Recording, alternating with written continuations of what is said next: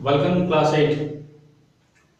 Myself Mukesh Kumar, Faculty Science, MDJ Public School, NS30, Lohaitola, Amarpuri, Ara. Today we will start our first chapter, Cell Structure and Function. This chapter is the 8th chapter. ये 8th chapter है, but we will start it as a chapter 1. Cell Structure and Function. As the name suggests, cell क्या है? What is cell? In 1665, Robert Hooke observed quark cell.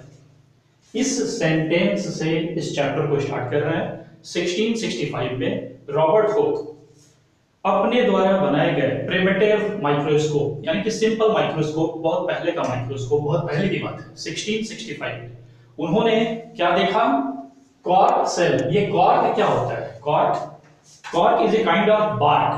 Bark means जैसे कोई भी tree है तो tree का जो स्टेम होता है, स्टेम के चारों तरफ जो उसके बार्क होते हैं, जो छाल होते हैं, या फिर रूट, ट्री के रूट का जो कवरिंग होता है, जो बार्क होता है, उस बार्क को क्वार्क कहते हैं। ऑलमोस्ट सारे प्लांट्स में होते हैं, लेकिन ओक एक ट्री है, उसमें ये बहुत ज्यादा होते हैं, क्वार्क सेल बहुत ज्यादा होते हैं। तो रॉबर्ट हुक ने ओक के ट्री के बार्क को अपने प्रिमिटिव माइक्रोस्कोप में जब देखा तो उसे इस तरह का स्ट्रक्चर दिखाई दिया। ये जो स्ट्रक्चर था, Robert Hooke coined the term cell. Robert Hooke ने कहा कि अरे ये तो सेल है। क्यों सेल कहा? दूसरा वर्ड क्यों नहीं निकला उसके मुंह से? Because these are like box, these are like room. By his own primitive microscope, ये जो सेल थे, ये सेल कैसे लग रहे थे? Room like, box like structure. ये बॉक्स की तरह था, सेल की तरह था, इसलिए इसका नाम सेल दे दिया गया। सेल का मतलब ये रूम ही होता है। वो जो हमारी आर्मी है, जो आर्म्ड फोर्सेस है, वो जिस रूम में रहते हैं उसका नाम सेल है। वो रूम छोटा रूम होता है, इतना छोटा नहीं, बड़ा रूम होता है, लेकिन रूम लाइक स्ट्रक्चर की वजह से इसका नाम रॉबर्ट हुक ने क्या रखा? सेल। ओके। एक रॉबर्ट हुक ने उस वक्त 1665, 1660, 1667 इसके लगभग में एक बुक लिखा था जिसका नाम था माइक्रोग्राफिया। माइक्रोग्राफिया बुक में उन्होंने इस सारा डिटेल को बहुत अच्छे से एक्सप्लेन किया है कि the smallest structure that he saw at that time, he coined the term cell. Coined the term यानी कि पहली बार सेल किसके मुंह से निकला? Robert Hooke. Robert Hooke coined the term cell. Clear? And now see 1665 इसके लगभग 150 इयर्स तक, आगे तक 1665 से लेके 150 ईयर तक, यानी कि 1800 तक इसके बारे में कोई भी फर्दर डिस्कवरी नहीं हुई। क्यों नहीं हुई? क्योंकि माइक्रोस्कोप इन्वेंट नहीं हुआ था। माइक्रोस्कोप हमारे पास पावरफुल नहीं थे, लेकिन जैसे जैसे पावरफुल माइक्रोस्कोप इन्वेंट होते चले गए 1800 के बाद, तब क्या हुआ? सेल के स्ट्रक्चर, सेल के फंक्शन को स्टडी करना बहुत आसान हो गया। और ये पहला स्टडी जो आज तक बहुत सिग्निफिकेंट है, उसे कहते हैं सेल थ्योरी। वो सेल थ्योरी नहीं मिलता अगर रॉबर्ट हुक का ये एक्सपेरिमेंट नहीं होता। तो now we will see what that cell theory is. What is cell theory? Very important question for class 8 as well as class 9 as well as for many competitive examination. So be careful. Cell theory कब की बात है? 1838, जब powerful microscopes आ गए, बहुत सारे stand आ गए, बहुत सारे डाई आ गए, तब क्या हुआ? दो जर्मन बायोलॉजिस्ट, स्लाइडेन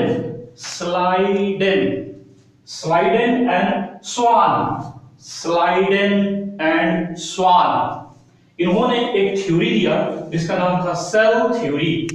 वो सेल थ्योरी क्या था? तो सेल थ्योरी के 5 पॉइंट्स थे।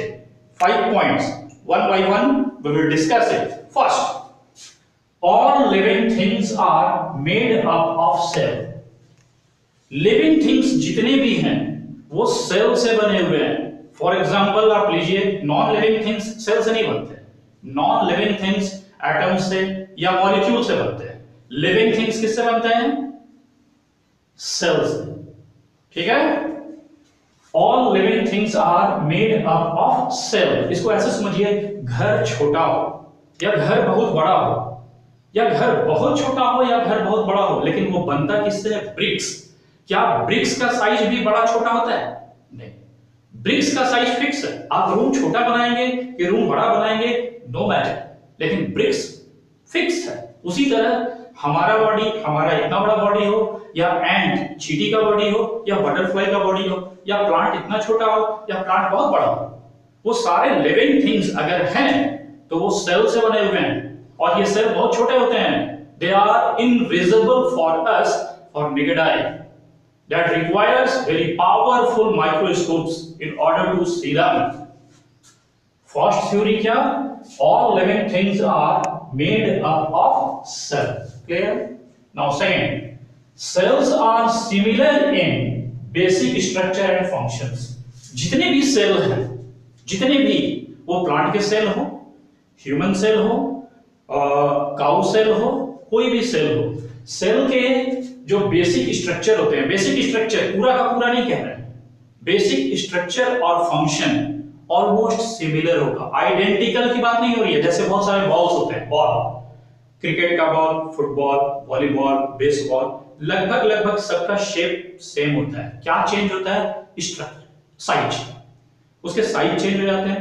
किसी में डिजाइन कुछ दूसरे तरीके का है, कोई भारी होता है, कोई हल्का होता है, लेकिन सब है कैसा? सब स्फेरिकल है, सब सर्कुलर है, सब राउंड है। तो जितने भी सेल हैं, सेल्स आर सिमिलर। सिमिलर और सेम में अंतर है। सिमिलर यानी कि एक जैसा, उनका एक जैसा क्या होगा? स्ट्रक्चर, यानी कि वो देखने में एक जैसे लगेंगे। फंक्शन यानी कि उस सेल का काम और इस सेल का काम एक ही टाइप का होगा। Now third point, new cells are formed by division of old cell. जैसे कोई भी सेल है, सपोज एक सेल है ऐसे, अब ये सेल ऐसे करके डिवाइड हो गया, दो सेल बन गया, फिर ये सेल डिवाइड हो गया, दो सेल बन गया। तो ओल्ड सेल, पुराने एग्जिस्टिंग सेल जब मैच्योर करते हैं, जब ये मैच्योर हो जाएंगे, यानी कि अपने लाइफ टाइम को पूरा कर लेंगे, तब ये क्या हो जाते हैं? ऐसे करके डिवाइड हो जाते हैं। ठीक है, यानी कि एक सेल से अब दो सेल बन गया। जो पहले जो ऐसे सेल था, इसका नाम था पेरेंट सेल, और ये जो दो बन गए, डॉटर सेल। डॉटर मतलब कि वो बेटी वाला डॉटर नहीं, बेटा और बेटी वाला नहीं, ऐसे करके बना, तो जो ये दो बना डॉटर सेल। सन सेल नहीं, daughter cell always. Now new cells are formed by division of old cell. Clear? ये थर्ड पॉइंट था, फर्स्ट, सेकंड, थर्ड। फोर्थ क्या है? Structure of living organism depends on organisation of cell. जैसे कोई भी living organism हो, कोई भी ह्यूमन बीइंग हो या प्लांट हो, वो प्लांट कैसा लगेगा, वो लिविंग ऑर्गेनिजम्स कैसा लगेगा, वो कैट किस तरीके का लगेगा, वो बटरफ्लाई किस तरीके का लगेगा, that will depend on the organisation of cell. Cell को किस तरह से ऑर्गेनाइज उसमें किया गया है। जैसे कोई भी रूम, आपका किचन और आपका बेडरूम एक जैसा नहीं होता है, दोनों के स्ट्रक्चर में फर्क आ जाता है। क्यों? क्योंकि हमने ब्रिक्स को अलग अलग तरीके से अरेंज किया है। ब्रिक्स का अरेंजमेंट हमारे किचन में कुछ और है, ब्रिक्स का अरेंजमेंट हमारे बेडरूम में कुछ और है। Structure of living organisms depend on organisation of cell. Cell किस तरीके से ऑर्गेनाइज हुआ, उससे पता चलेगा कि उस ऑर्गेनिज्म का स्ट्रक्चर क्या होगा, कैसा लगेगा वो देखने में। Clear? It was fourth point. Now fifth, function of organism. वो ऑर्गेनिज्म क्या काम करेगा, किस तरीके से वो ऑर्गेनिज्म अपने वर्क को परफॉर्म करेगा। ठीक है, जैसे कि हम लोग भोजन ऐसे हाथ से उठाते हैं एंड देन उसको मुंह में ऐसे लेते हैं, ऐसे स्वॉलो कर लेते हैं। ठीक है, लेकिन क्या काऊ भी ऐसे करती है? क्या प्लांट भी ऐसे करता है? क्या बटरफ्लाई भी ऐसे करता है? नहीं। तो function of organism depends on the way the cell work. Organism किस तरीके से काम करेगा या कर रहा है, यह डिपेंड होता है कि उस ऑर्गेनिज्म के अंदर सेल कैसे काम कर रहा है। The way cell works determine the function of organism. Organism के फंक्शन को डिटरमाइन कौन करेगा? तो सेल। सेल की एक्टिविटी जैसे होगी उस ऑर्गेनिज्म का फंक्शन भी वैसा ही होगा। Once again, cell theory 5 points. every living thing is made up of cell। जैसे लिविंग थिंग सेल से उसी प्रकार बना हुआ है जैसे कि कोई भी घर ब्रिक से बना होता है, BRICS.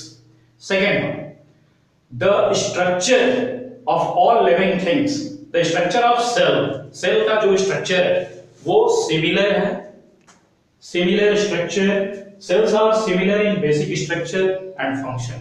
Third, cells derived from pre-existing cell, पहले से जो सेल है वो सेल डिवाइड होता है तो एक नया बनता है, ठीक है। Structure of organism depends on the way cell is organised, and the last one, function of the organisms depends on the way the cell works. Thanks.